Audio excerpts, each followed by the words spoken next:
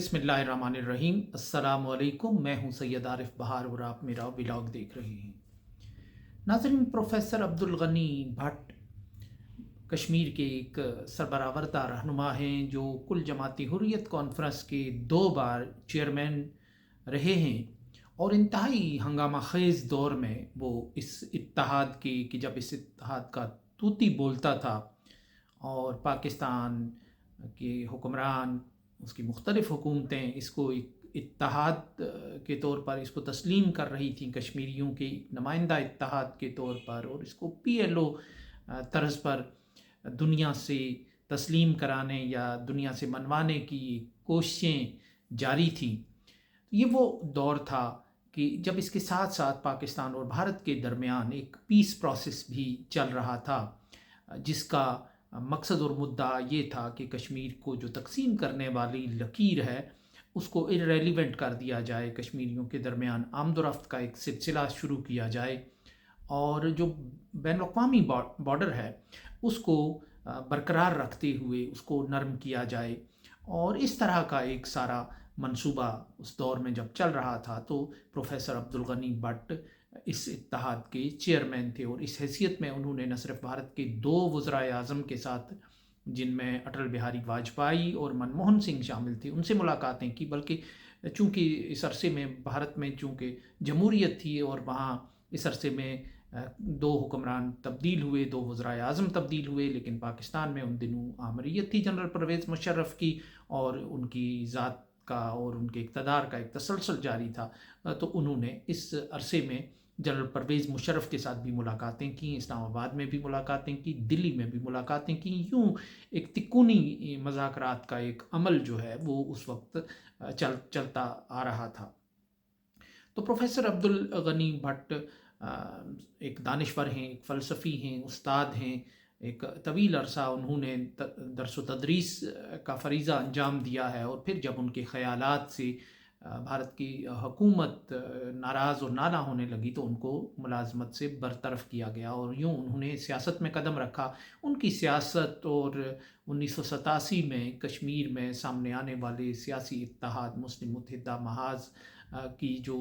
सियासत है वो तकरीबन साथ साथ सामने आई, जब उन्होंने मुस्लिम मुत्तहिदा महाज़ के बड़े बड़े जलसों में तकरीरें की, शोला बयानी और शोला नवाई का मुजाहिरा किया, तो वो कश्मीर के मंज़र पर एक सियासतदान के तौर पर मुतारिफ़ होते चले गए। और उसके बाद फिर वो कैद भी रहे और कैद से रहाई के बाद उन्होंने मुस्लिम कॉन्फ्रेंस के प्लेटफॉर्म से एक सियासी जमात को मुनज़्ज़म किया और वो फिर ख़ासे फ़ाल रहे इस हवाले से होने वाली डिप्लोमेसी में, कश्मीर के हवाले से उसमें भी फ़ाल रहे और हुर्रियत कॉन्फ्रेंस की जो सियासत है उसमें भी वो ख़ासे मंज़र पर रहे। तो अब चूँकि बदले हुए हालात में ये इत्तेहाद जो है ये इर्रेलिवेंट हो गया है, कश्मीर के मंज़र से गायब हो गया है। बिलखुसूस 5 अगस्त 2019 के बाद जो एक नई बसात कश्मीर की सियासत में, कश्मीर के महाज़ पर, कश्मीर के मैदान में बिछ चुकी है और जिस अंदाज से भारत ने इस हुर्रियत कैंप को उखाड़ फेंका है, उसमें ये सियासत इर्रेलिवेंट हो गई है। उनमें जो सैयद अली गिलानी थे वो इस दुनिया से चले गए, यासीन मलिक जैसी शख्सियत जो थी एक मज़बूत और ठोस मौक़िफ़ की हामिल, उनको जेल में डाल दिया गया है। मीर वाइज़ उमर फ़ारूक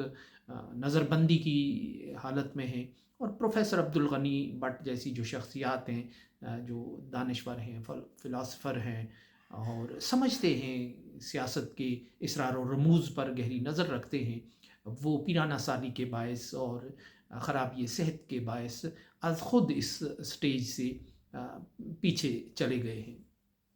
तो इन हालात में उनका एक वीडियो क्लिप जो है वो वायरल है, जो उनसे उनकी सोपोर की रहायशगाह में एक कश्मीरी कारकुन और सरगर्म शख्सियत ने किया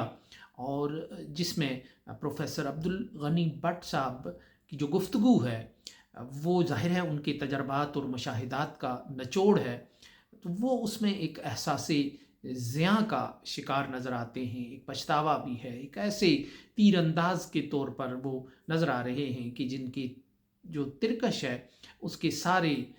तीर जो हैं वो तकरीबन ख़त्म हो चुके हैं, और अब ये जो कमान है उसमें कोई तीर बाकी नहीं बचा। शायद इसी मौके पे शायर ने कहा है कि वाए नाकामी मताए कारवां जाता रहा, कारवां के दिल से एहसास ज़िया जाता रहा। लेकिन प्रोफेसर अब्दुल गनी भट्ट साहब यहाँ एहसास ज़िया का और अपने माजी पर वो कुछ मायूस उससे नज़र आ रहे हैं, कुछ रिग्रेट सा महसूस हो रहा है। आखिर पे जाके वो उम्मीद के का इजहार भी करते हैं, और उस उम्मीद की क्या वजह है, क्या जवाज़ है, वो ख़ुद बयान करते हैं। प्रोफेसर साहब की जो ये गुफ्तगू है मुख्तसर 3 ज़बानों में हुई है। कश्मीरी ज़बान में हुई है, बड़ी शुस्ता कश्मीरी ज़बान, ज़ाहिर है वो वैसे भी उस्ताद हैं, बोलते हैं, उनकी मादरी ज़बान है, और इसका जो कश्मीरी उनकी गुफ्तगू का हिस्सा है उसको उसका मज़ा उसी अंदाज़ में आता है कि जब उसको उसी अंदाज़ में समझा और सुना जाए। अंग्रेज़ी में उन्होंने कुछ पैगाम दिए हैं और उर्दू में भी कुछ बात की है। प्रोफेसर साहब कहते हैं कि हमने अपना बेहतरीन सरमाया इस तहरीक की नज़र किया, मगर हम वो हासिल ना कर सके जो हम हासिल करना चाहते थे। किसी कौम का बेहतरीन सरमाया इसके जवान होते हैं, और हमें इन हालात में मायूसी के सिवा कुछ हासिल नहीं हुआ। हम अंधेरे को रोशनी में बदलना चाहते थे। यहाँ वो अपने उस दौर पर, अपने उस माजी पर थोड़ा अफसोस भी करते हैं, थोड़ा उन्हें एक एहसास ज़िया भी है कि हम अंधेरे को रोशनी में बदलना चाहते थे, और हमारे अंदर अज़्म था मगर नज़्म नहीं था। और यानी ये हुर्रियत नवाज़ कैंप की बात कर रहे हैं, उस पर वो एक खुद एहतसाबी कर रहे हैं, एक मुहाकमा कर रहे हैं अपने उस कैंप का कि जिसका वो सरगर्म हिस्सा रहे। हमने एक ख्वाब देखा था, वो कश्मीरी में कहते हैं, ऐसे उस ख्वाब बुशमुत, मगर इल्म नहीं था कि हम उसकी ताबीर देख सकेंगे, मगर ऐसे उस अंदाज के हैं कि इस विषय में तबीर। तो जो इस तरह वो जनरल परवेज़ मुशर्रफ और वाजपेयी के मद्दाह भी नज़र आते हैं हमें, और वो वाजपेयी के साथ अपनी एक यादगार मुलाकात का अहवाल सुनाते हैं कि वाजपेयी ने हमें कहा था कि प्रोफेसर, इस गुत्थी को, यानी जो कश्मीर है, इस गुत्थी को हमें ही सुलझाना पड़ेगा और इसे हम सुलझाएंगे। तो प्रोफेसर साहब कहते हैं कि वाजपेयी ने बाद में इस गुत्थी को सुलझाने की कोशिश की, और उनके ख़्याल में कि वो भारत के वाहिद विजनरी हुक्मरान थे, और दूसरी तरफ उन्होंने जनरल परवेज़ मुशर्रफ की जहानत की और विजन की तारीफ़ भी की है कि उनके ख़्याल में कि वो कश्मीरियों के मफाद में ना सही, लेकिन पाकिस्तान और भारत के बाहमी मफाद के तहत या उस मफाद में वो मसले कश्मीर का कोई तस्फिया चाहते थे। और ज़ाहिर है प्रोफेसर साहब का चूँकि अब उनके दौर वही था और उनका वास्ता उन्हीं हुक्मरानों से उस वक्त पड़ा, तो उन्होंने उन दोनों को करीब से देखा, मुलाकातों से भी अंदाज़ा होता है। तो उनके ख़्याल में कि यही विजनरी लोग थे कि जिन्होंने उस दौर में इसको मसले को हल करने की अपनी सी कोशिश की थी। फिर आगे चलकर वो कहते हैं कि कश्मीरी एक तज़ाद के साथ भारत के साथ रह रहे हैं, और इस तज़ाद से तो शायद यही मालूम होता है कि वो ये कहना चाहते हैं कि कश्मीर का जो बाशिंदा है वो कोई ऑप्शन न होने की वजह से भारत के साथ रहने पर मजबूर है, और अगर भारतीय हुक्मरान कश्मीर पर हुक्मरानी को चुनेंगे तो वो ये ना भूलें कि कश्मीरी हुक्मरानी करते रहे हैं। फिर वो इसकी वजाहत करते हैं कि आज तो बड़े अरसे से, कई सदियों से हमें कश्मीरी हुक्मरानी करते हुए नज़र नहीं आ रहे। फिर ख़ुद वो इसकी वजाहत करते हैं कि अगर कश्मीरी गो के मुग़लिया दौर से भारत तक तवील अरसे से उन्होंने अपने ऊपर हुक्मरानी नहीं की है, मगर कश्मीर के इज्तमाई ज़मीर ने इनमें से किसी हुक्मरानी को कबूल नहीं किया। ये बड़ी अहम बात है। फिर वो कहते हैं कि कश्मीरी एक दिमाग का नाम है, और वो हर हुक्मरानी के दौर में एक क्लास के तौर पर ज़िंदा रहा है। اور یہ ایک وہ نقطہ تھا کہ جس پر پھر میں نے غور کیا کہ کشمیر کو ایک کلاس کے طور پر زندہ رہنے اور سر اٹھا کر چلنے سے ان کی مراد کیا ہے اس کلاس سے. تو مجھے پھر 80 کی دہائی میں کشمیر کے ایک اور شہ دماغ جن کا اسلام آباد اننت ناگ سے تعلق تھا، غلام نبی ہاگرو ایڈوکیٹ، جنہوں نے الیکشن بھی لڑا 1987 میں، اور 2005 میں جب سری نگر جانے کا موقع ملا تو شبیر شاہ صاحب کے گھر پر غلام نبی ہاگرو صاحب سے ملاقات ہوئی، اور میں نے ان کو کہا کہ میں نے آپ کے وہ سلسلہ ہائے مضامین جو 80s میں شائع ہوئے تھے سری نگر کے ہفتہ روزہ میں، وہ میں نے نہ صرف پڑھے ہیں، جن میں بہت سے یعنی کشمیری مسلمانوں کے سیاسی مسائل، کشمیری مسلمانوں کے سماجی مسائل، کشمیری مسلمانوں کے معاشی مسائل، اور پھر ان سے استفادہ کیا. ان مضامین میں مجھے ایک پیراگراف یاد آیا غلام نبی ہاگرو ایڈوکیٹ کا، کہ جس میں وہ یہ کہتے ہیں کہ کشمیری ایک جو 1947 میں جب بھارت کا کشمیر پر قبضہ ہوا تو کشمیری محو بالذات ہو گئے. وہ اس کے لیے سیلف سینٹرڈ کا لفظ انہوں نے استعمال کیا تھا، اور سیلف سینٹرڈ یعنی اپنی ذات میں، اپنی دنیا میں گم ہو گئی. انہوں نے اپنے گرد ایک حصار بنا لیا. اور اب مجھے ایگزیکٹ ان کے الفاظ یاد نہیں، لیکن جو مفہوم اس کا بنتا ہے، جو خلاصہ اس کا بنتا ہے، وہ یہ ہے کہ انہوں نے اپنے رونے اور ہنسنے کے لیے الگ دن بنا لیے، یعنی الگ سامان کیا انہوں نے اپنا. وہ بھارت کے ساتھ دلی کے غم میں نہ اس کے ساتھ روئے، غم کے لمحات میں نہ مسرت کے لمحات میں انہوں نے کہے لگائے، اور نہ اس کا ساتھ دیا. یوں وہ اپنی دنیا میں رہے، اپنے ہی روز تراشے، اپنے دن انہوں نے تلاش کیے اور بنائے. اور یوں یہ جو عرصہ تھا انہوں نے اپنی تہذیب کو، اپنی ثقافت کو کی جو کشتی ہے اس کو اس منجدھار سے کامیابی کے ساتھ گزار لیا. یہ میں سمجھا جو کلاس کے طور پر پروفیسر صاحب کہنا چاہتے ہیں، تو یہ وہ شان ہے، یہ وہ ادا ہے، یہ وہ وقار ہے کہ جو کشمیر کے لوگوں نے مشکل ترین حالات میں بحال رکھا، برقرار رکھا. اور آج جو ان پہ افتاد پڑی ہے، وہ تاریخ کے بہت سے ادوار میں ان پر ایسے مشکل لمحات آتے رہے ہیں، مشکل گھڑیاں آتی رہی ہیں، کیونکہ وہ صدیوں سے غلامی ان کے اس تسلسل میں گھرے ہوئے ہیں، اس بھنور میں گرے ہوئے ہیں، اور ان کی غلامی آگے بڑھتی ہے، ایک دائرے سے نکل کر دوسرے دائرے میں منتقل ہوتے ہیں وہ. اور ایک زنجیر کا، ایک ہلکا یہ زنجیر ہے کہ جس میں وہ مسلسل پھنسے ہوئے ہیں. ایک اور دریا کا سامنا تھا، منیر مجھ کو، میں ایک دریا کے پار اترا تو میں نے دیکھا.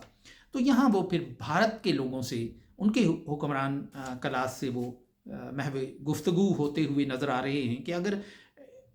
بھارتیوں نے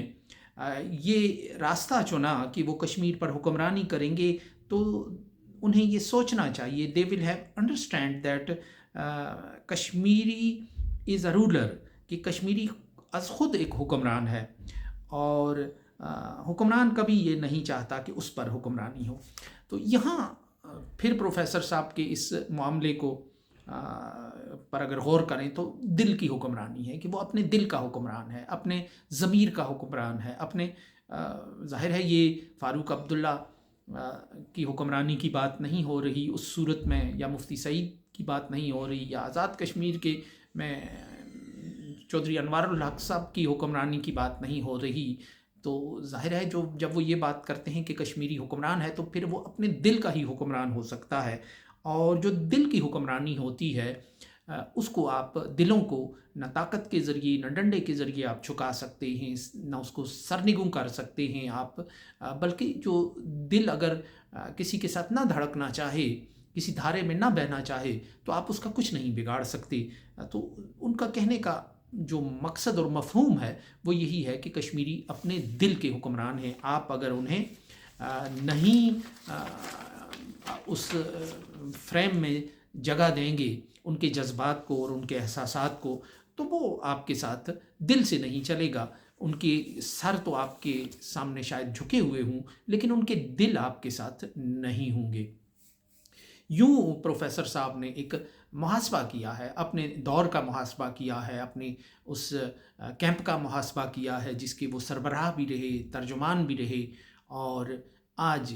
اگر کشمیری اس حال کو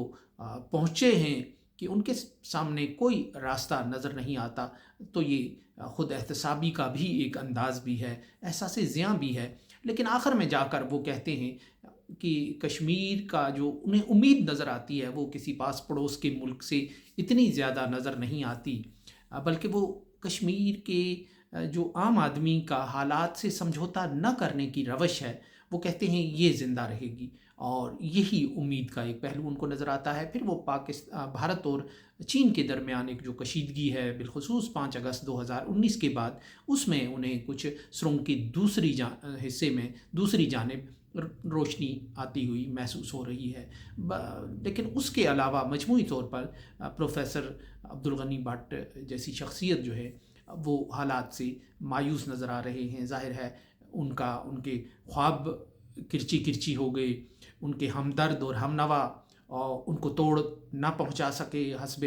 روایت اور حسب سابق انہیں آدھے راستوں میں چھوڑ گئے، اور یوں کشمیری آج کا جو کشمیری ہے وہ ایک طوفان میں کھڑا ہے۔ ظاہر ہے کہ اس میں بہت سی غلطیاں بہت جانب سے ہوئی ہیں، لیکن میں سمجھتا ہوں کہ سب سے جو اس میں بنیادی بات ہے کہ وہ کشمیر کی اس تحریک کا، کشمیر کے لوگوں کے پاس اس کا کنٹرول نہیں تھا۔ 1994 میں مجھے یاد پڑتا ہے کہ ڈاکٹر غلام قادر وانی وہ بھی ایک بہترین دماغ تھے کشمیر کا، وہ ان سے میں نے ایک انٹرویو کیا، خاصے ناراض اکھڑے اکھڑے سے رہتے تھے، تو ان سے میں نے کہا کہ آپ کا معاملہ کیا ہے اسلام آباد کے ساتھ؟ تو انہوں نے کہا کہ کوئی معاملہ نہیں ہے۔ بعد میں وہ کشمیر میں اپنے علاقے بانڈی پورہ میں پراسرار انداز سے وہ شہید بھی ہوئے۔ تو انہوں نے کہا میرا کوئی مسئلہ نہیں ہے، یہ چھپا ہوا انٹرویو ہے جو میں نے ان سے کیا تھا۔ تو انہوں نے کہا کہ صرف میں یہ چاہتا ہوں کہ میری تحریک کا ریموٹ میرے پاس ہو۔ میں نے کہا یہ بڑا خطرناک مطالبہ ہے آپ کا اور ناقابل قبول مطالبہ ہے۔ تو انہوں نے کہا کہ خطرناک ہے یا ناقابل قبول ہے، لیکن میرا ضمیر یہ کہتا ہے کہ میں یہ مطالبہ دہراتا رہوں۔ ریموٹ تو ان کو نہیں ملا، لیکن پھر وہ کنٹرول لائن عبور کر کے واپس اپنے علاقے میں چلے گئے، اور یوں یہ جو معاملہ ہے یہ چلتا رہا۔ تو اس لحاظ سے ایک کڑا وقت ہے کشمیر کے لوگوں پر، لیکن بہرحال بات وہی ہے کہ کشمیری ایک کلاس کے طور پہ